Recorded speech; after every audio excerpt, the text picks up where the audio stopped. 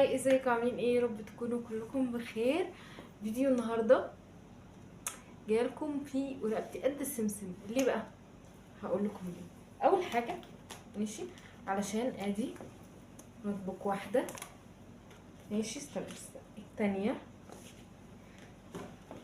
التالتة، وبصراحه انا مش كاتبه فيهم اي حاجه.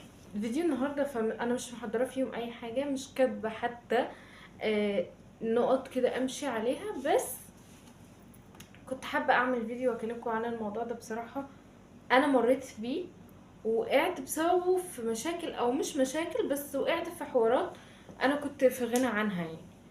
وهي بطلي تلعبي دور المنقذ. انتي مش مش مجبرة، ومش ضروري ابدا ان انتي كل ما تلاقي حد محتاج مساعدة تنطي وتقولي انا اللي هساعده وانا اللي هنقذه. والمساعدة هنا مش معنى ان حد في الشارع مثلا لقيتيه محتاج مساعدة تساعديه ولا لا او كده، لا. احكي لكم انا الاول انا كنت بيحصل معايا ايه. انا زمان كنت ايه، اول ما الاقي حد مثلا متخانق مع اهله مثلا، او معاه مشاكل مع اصحابه، او مثلا تكون عندها مشاكل في دراستها، ايا كان، هي لا طلبت مني مساعده ولا اي حاجه، البنت مثلا بتحكي لي حتى لو حد ما اعرفوش، كنت بعمل ايه؟ وبنط. بجد ابسط حاجه كنت بعملها كنت بشمر وانط على طول. ليه؟ تعالي لي بقى، انا اللي هنقذك. بصي، انتي تعملي واحد اتنين تلاته. بصي، ولو مش هقولها تعمل واحد اتنين تلاته، لو حاجه ملهاش حل بفضل قاعده بفكر في نفسيتها، وبفكر ازاي اطلعها من النفسيه دي، وازاي اخليها مثلا لا تفك شويه. حتى لدرجه ساعات كنت باجي على نفسي وعلى وقتي علشان انقذ الشخص ده. اوكي، طيب انا كنت بعمل ايه؟ انا جيت في فتره عملت الموضوع ده كتير كتير كتير. سوري كنت اي حد بجد بشوفه محتاج مساعده بنط واساعد. عارفين جمله I can fix him؟ وانتي عمرك ما هتفكسي him، هو اللي هيبوظك في الاخر. انا كنت بعمل كده، اي حد لو نفسيته متضايقه قد كده، لو حصلت معاه مشكله، لو اي حاجه بنط. اوكي، بشمر ونط. كلنا عندنا مشاكل نفسيه، كلنا عندنا عقد من حاجات معينه، كلنا بتحصل معانا حاجات تخلينا نتعقد. انا بقى كنت اشوف حد متعقد نفسيا من حاجه واسكت؟ ابسولوتلي، ازاي اسكت يعني واسيب الناس كده؟ لازم اساعدهم. طب انت يا بنت الناس حد طلب منك مساعده؟ لا. انت حد قالك راني معاش تعالي انقذيني؟ لا. طب ايه ايه يعني ليه؟ اول حاجه ده ساعات بيخلي الطرف التاني يفهمك غلط. اوكي، وانتوا اكيد فاهمين انا قصدي ايه. انت ممكن الطرف التاني تكوني انت بتساعديه لمجرد ان انت تساعديه، وانت بتكوني اصلا بتلعبي دور المنقذ في دماغك. اوكي، وهو ممكن يفهم غلط. ده لو ولد. طب لو بنت، ممكن تشوف حاجات كتير، ممكن انت تحسي ان انت عايزه تنقذيها، فهي تبدا تحس ان هي جوه دور الضحيه، فتبدا تلعب دور الضحيه بدل من ان هي تفكر ازاي تحل مشكلتها. فبيعجبها دور الضحيه طالما ان في حد بيطبل لها اللي هو انتي، وفي حد بيحاول معاها اللي هو انتي في الخلفيه بتعيشيها في دور الضحيه، وهي مبسوطه او مش مبسوطه، بس هي قاعده جوه دور الضحيه، مش هتعرف تحل مشكلتها طول ما انتي بتحاولي تساعديها او انتي بتحاولي تطلعيها من اللي هي فيه. لا، اللي المفروض يحصل ان هي تقعد مع نفسها وتشوف ايه مشكلتها، وبعدين تحلها. وانتي مش مجبرة تنقذي حد. انا شفت واحدة على يوتيوب بتقول ايه، بتقول هي دكتورة، فبتقول انا كان عندي واحدة صاحبتها، كان عندها واحدة صاحبتها عندها مشاكل كتير جدا مع جوزها، والصاحبتها دي عندها اولاد. فبتقول انا كنت بحاول العب دور المنقذ معاها، فكنت طول الوقت شايله همها، طول الوقت بفكر فيها، طب هتعمل ايه مع اولادها، طب هتعمل ايه مع جوزها، طب هي عايشه ازاي، طب هي بتروح شغلها ازاي وبتسيب الاولاد. بتقول لدرجه ان انا خلاص انا عايزه انقذها، عايزه اساعدها من غير ما حد يطلب مني اصلا المساعده.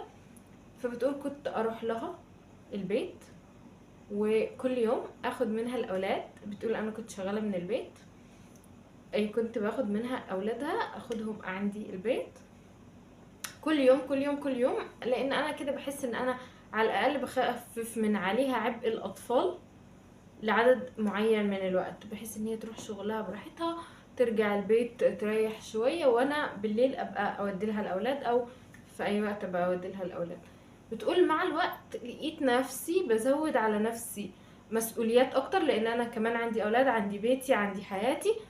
فبتقول مع الوقت اكتشفت ان انا بزود على نفسي مسؤوليات وبخفف من عليها المسؤولية، او بخفف من عليها اللي هي فيه، لدرجة ان هي خلاص بدأت تحس انه طب ما الدنيا بدأت تتحل اهو.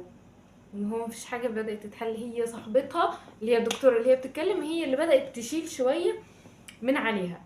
بس بتقول انا لما ادركت ده بدأت لا، انا ما اخدش الاولاد كل يوم، بس ابدأ اقول لها انه انا معاكي مثلا، لو احتجتي اي حاجة انا ممكن اساعدك، انا موجودة. ممكن تقول ممكن اخد الاولاد مثلا يوم يقعدوا مع اولادي وهكذا، بس ما ألزمش نفسي بحاجة تخفف عنها لدرجة ان هي توصلها ان هي تحس ان لا مفيش مشكلة والموضوع بدأ يتحل.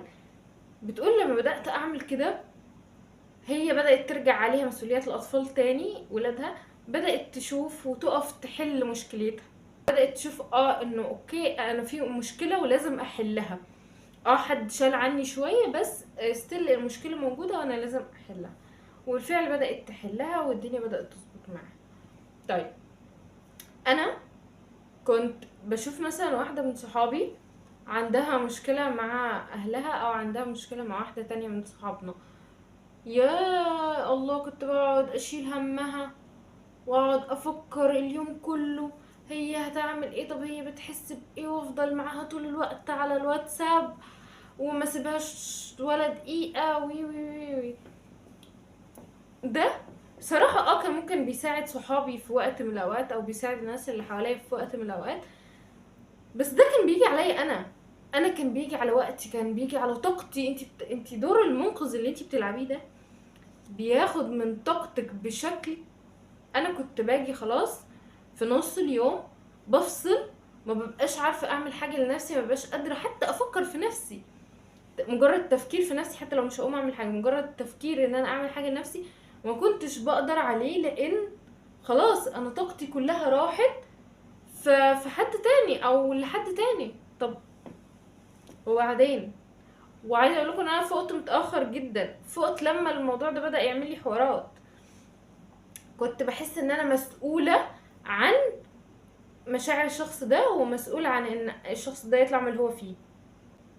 مش عارفه ليه، يعني كان ممكن وقتها كنت بحس ان انا عايزه حد ينقذني، فانا كنت بنقذ الناس ممكن.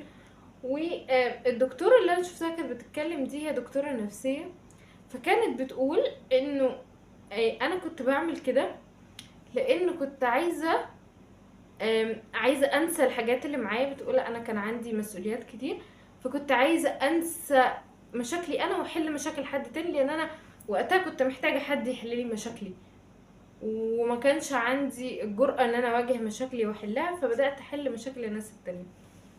ده تحليلها هي لموقفها هي. بس بصراحة موقفي انا مش فاكرة، او يعني مش فاكرة، مش عارفة ايه اللي كان بيخليني اعمل كده. وفقت لما حسيت ان انا وقتي وطاقتي وحياتي بتضيع، وقتي كان بيضيع بشكل مش طبيعي، وطاقتي كانت بتضيع. وخلي بالك انت كلك على بعضك وقت وطاقة. تخيلي طاقتك راحت بس عندك وقت مش هتعرفي تعملي حاجة، وقتك راح كله بس عندك طاقة مش هتعرفي تعملي حاجة، فما بالك الاتنين بيروحوا. اوكي خليكم حلوين مع صحابكم وما تسيبوش صحابكم وكل الكلام ده، وساعدوهم وساعدوا الناس اللي حواليكم، بس في نفس الوقت ما تجوش على نفسكم، ما تنسوش نفسكم في وسط الهيصة اللي انتي عاملاها دي. ما تنسيش نفسك وما تنسيش وقتك وطاقتك. ساعدي اللي حواليكي بس في حدود ان انتي ما تضيعيش نفسك، ما تضيعيش نفسك عشان تنقذي حد تاني. وعايزه اقول على حاجه، ما تحاوليش تساعدي حد هو ما طلبش المساعده، او في ناس ما بتبقاش عايز تطلب المساعده، عادي ساعديهم. بس في ناس ما بتبقاش اصلا محتاجه المساعده، هي محتاجه مساعده بس هي كشخص بتفكر انه لا الدنيا زي الفل، انا مش محتاجه مساعده. هي مدركه اللي هي فيه، بس هي مش عايزه تحل. يعني هي اوكي شايفه المشكله وشايفه كل حاجه، بس اوكي انا مش عايزه احل. وده كان بيخليني اخد من وقت، اقعد انصح في واحده: يا بنتي اللي انتي بتعمليه ده ما ينفعش، يا حبيبتي انتي لازم تعملي 1 2 3، يا حبيبتي انتي لازم توقفي الناس دي عند حدها، يا حبيبتي يا بنتي ها. اضيع من يومي ساعة ونص او ساعتين بنقذ في حد، او مش بنقذ فيها، بنصحها. والبنت ما طلبتش مني نصيحة، او هي مش ما طلبتش مني نصيحة، هي مبسوطة بالكلام اللي انا بقوله، بس هي مش هتعمله عشان هي مش عايزة تعمله، او هي ما عندهاش الجرأة تعمله. فخلاص انا بحرق طاقتي وبقعد انصح فيها وهي مش عايزة تعمل. خلاص اوكي. فانتي انصحي الشخص اللي قدامك مرة واتنين، التالتة ها يعني انصحيها كده وانتي على مستحية. عارفة يعني ايه على مستحية؟ يعني اللي هو كده من تحت الضرس، مش من تحت الضرس بس، يعني اللي هو ايه، بتنصحيها لاخر مرة. لان الشخص اللي تنصحيه 3 مرات على نفس الموضوع وما يتصرفش او ما يعملش حاجة، خلاص اوكي ده شخص هو مش عايز يعمل حاجة، تنصحيه تاني ليه؟ بعد كده هتبقي انتي الهبلة، هتبقي انتي اللي بتضيعي وقتك وبترهقي نفسك وبتضيعي طاقتك على حد هو مطلبش منك اصلا ان انتي تعملي. تخيلي بقى لما تيجي في وقت تقوليها انا كنت معاكي وبساعدك، تقولك انا مطلبتش منك، تقولك انا اصلا الكلام اللي انتي قلتيه ما عملتش منه حاجة. خلي بالك، لان انتي ضيعتي وقت وطاقة عليها، وهي يا ريت عملت اللي انتي قلتي عليه، ويا ريت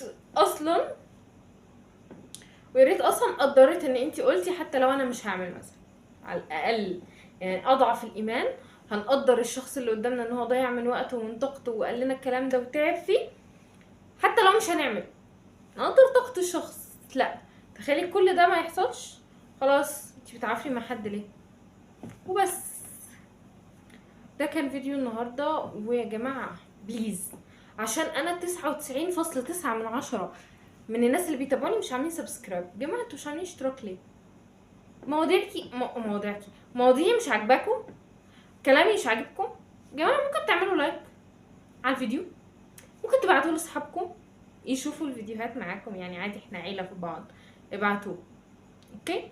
واعملوا اشتراك، يعني عيب كده انا بقالي زمن في واقفه على الاشتراكات دي. ممكن تعملوا اشتراك، ممكن تعملوا سبسكرايب بعد اذنكم. شكرا في الفيديو الجاي، وباي.